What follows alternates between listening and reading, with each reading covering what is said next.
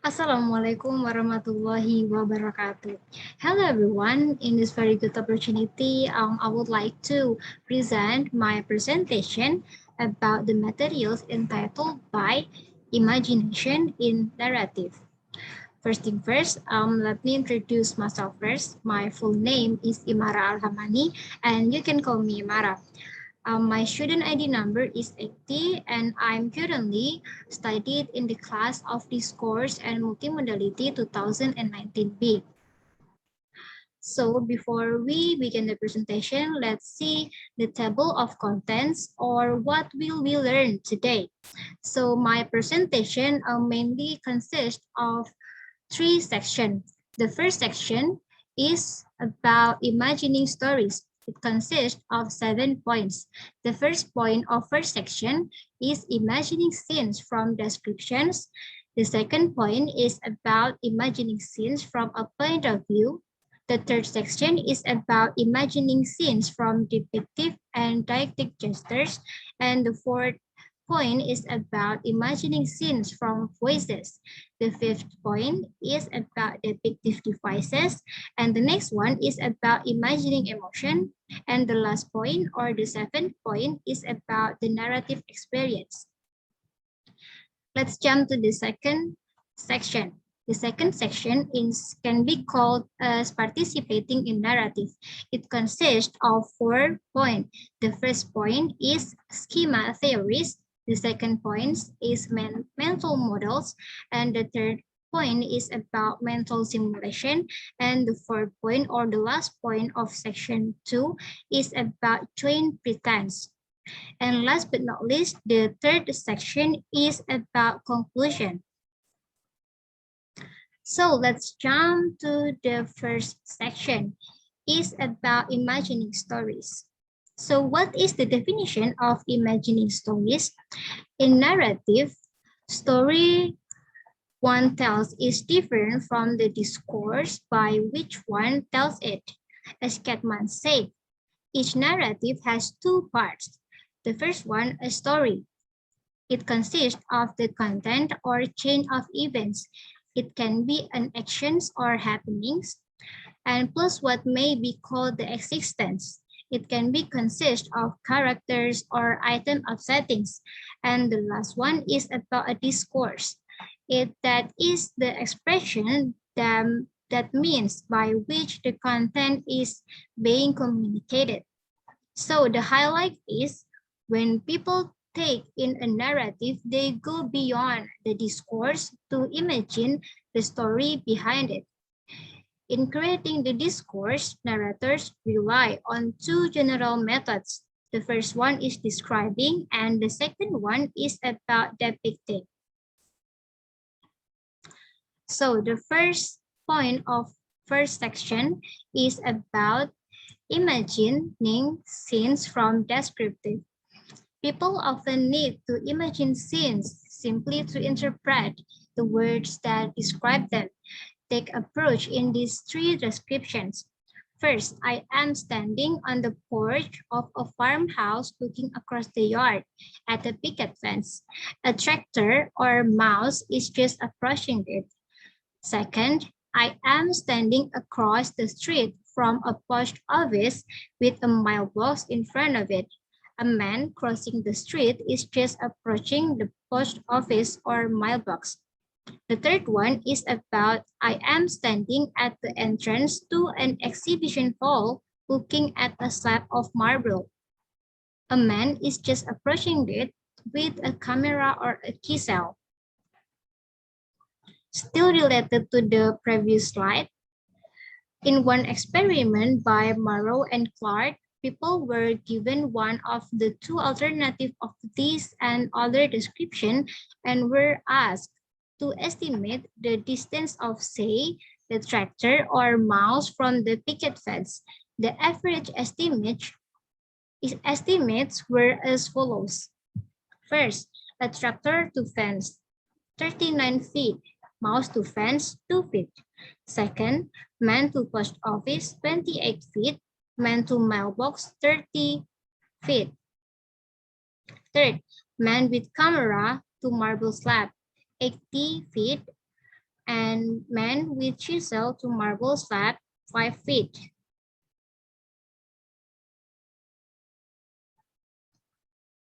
Still connected with the previous slide, people apparently interpreted approach by considering how near one object must be to a landmark for it to be an interaction with the landmark for its assumed purpose.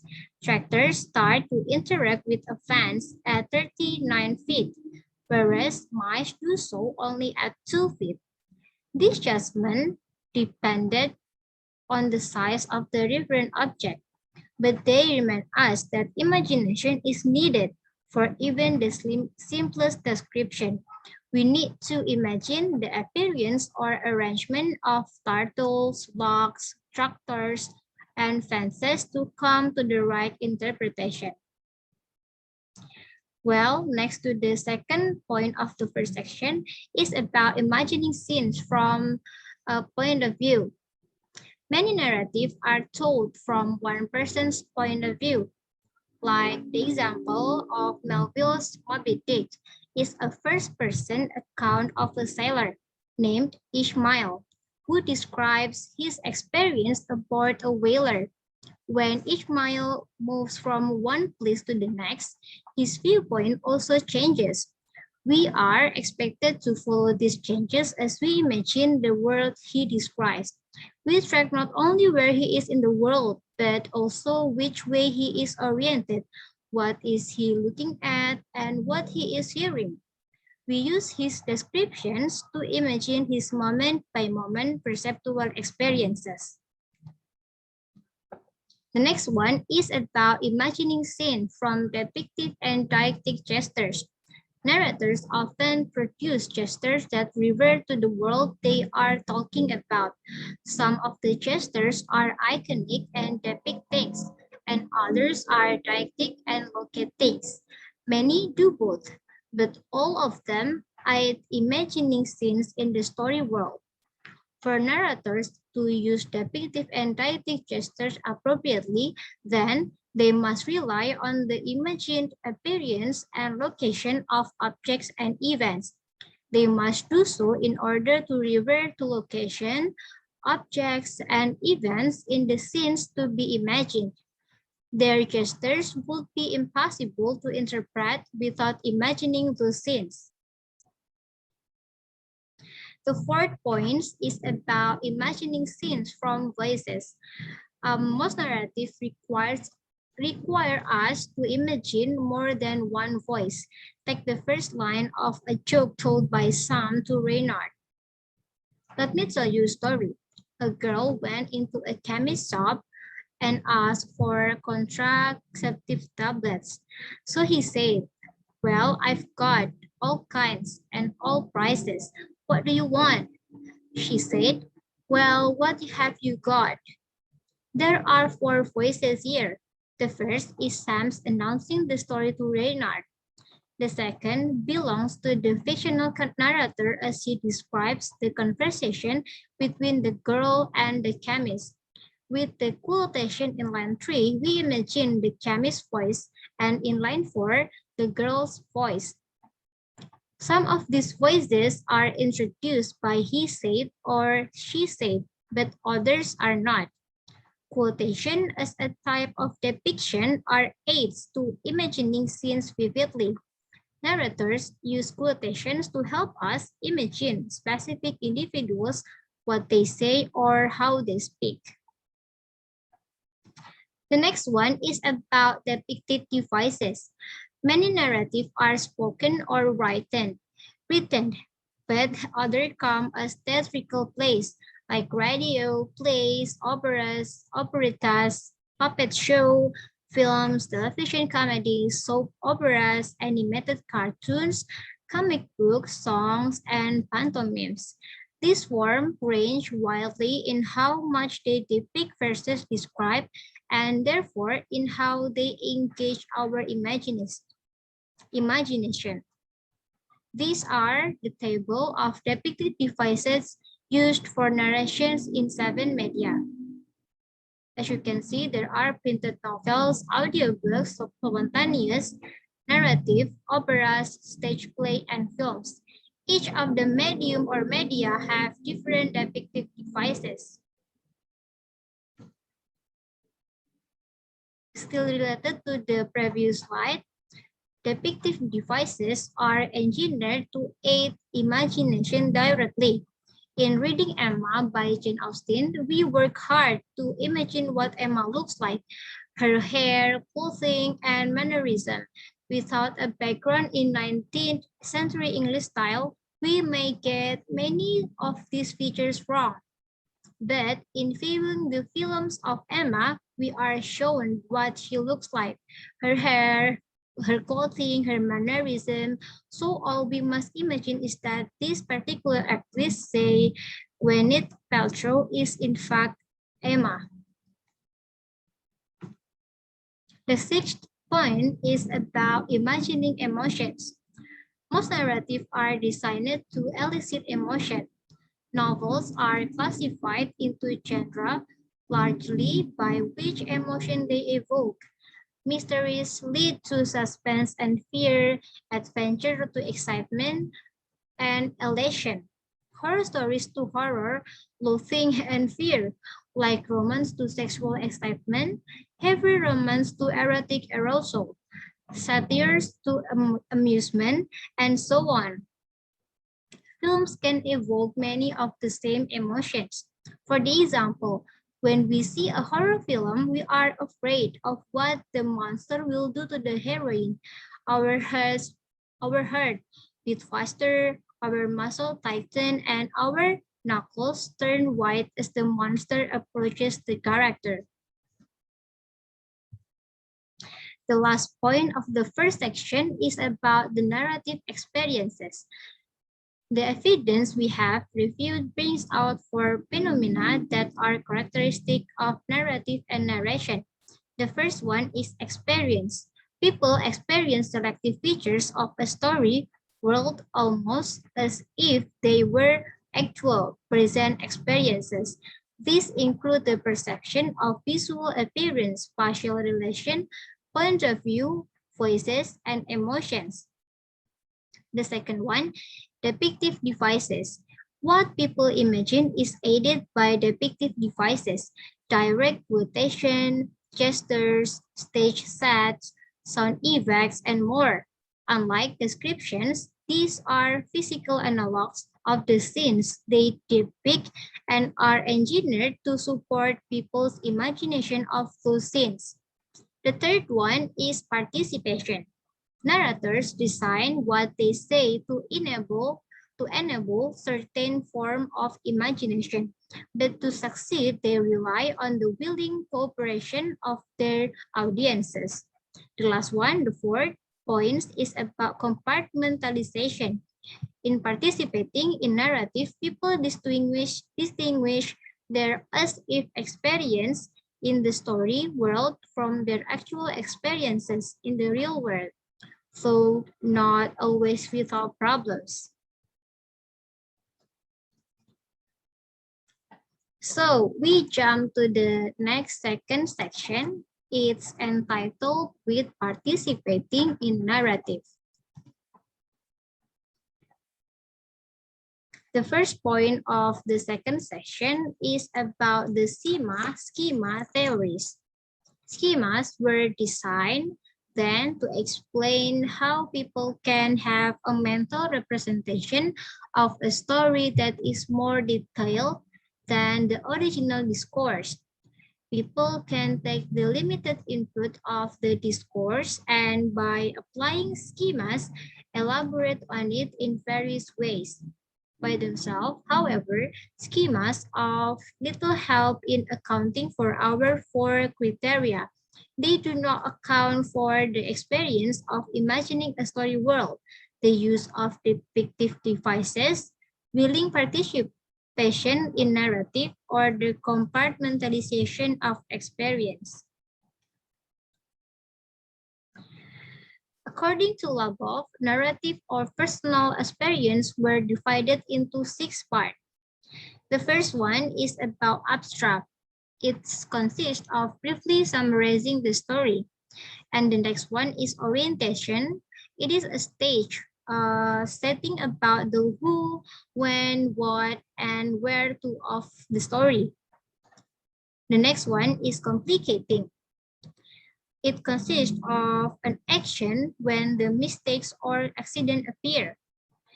The fourth one is evaluation, an evaluation from the previous actions. And the next one is a solution. It consists of the result of the complicating action. And the last one is about coda. It is a signal for a completion. Narrators and their audience were assumed to revert to such schemas in producing and understanding narrative. The second point of the second section is about mental models, whereas schemas are cultural preconception that people bring to a narrative. Mental models are mental construction in which people represent specific objects, events, and relationships in utterance or narrative. They are mental instantiation of the world being described. People create mental models based on the discourse, the situation, and the purposes they have to serve. So when people try to understand three turtles rested on a floating block and a fish swam beneath it, they create a mental model of the turtle, pond, block, and fish so they can track these objects in relation to each other. The third point of the second section is about mental stimulation. Mental stimulation, as proposed by Kahneman and Tversky, are a type of dynamic mental model in which people can modify the initial settings of the model and compare the outcomes. People might simulate a process for many purposes. One, to predict its outcome, and the second one, to assess its probability. The third one is to assess counterfactual alternatives, and the last one is to project the effects of causality. The last point of the second section is about the joint pretense. A joint pretense is an activity in which two or more people jointly act as if they were doing something that they are not actually, really, or seriously doing at the moment to predict its outcome. For the example, Moby Dick, which begins, "Call me Ishmael." Melville is asking his readers to join him in the pretense that these are the words of an actual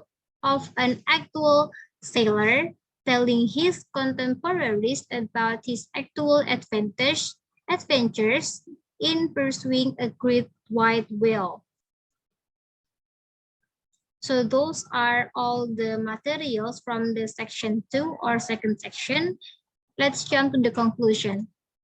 Narrative would be dull if they did not transport us into exciting new worlds.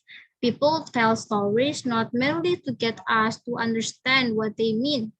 They do so to get us to experience those worlds. In imagining a story world, people have the experience of perceiving visual and spatial relations, point of view, voices, and emotions. So their perception are incomplete. The theory of narrative must account for these experiences as well as the role of depictive devices, the coordination of imagination between narrators and their audiences, and the compartmentalization of the story world from the real world. Most theories cannot account for all these criteria, so theories of joint pretense show promise. On this view, narrators and their audiences join in the pretense that the scenes being described and depicted are actual in the here and now. This enables audiences to simulate the people, objects, and events of the story world to fall through the printed page into the scene represented. So those are the materials that I would like to present. Thank you for your attention. I hope you guys understand what I'm talking about and have a nice day. Thank you. Wassalamualaikum warahmatullahi wabarakatuh.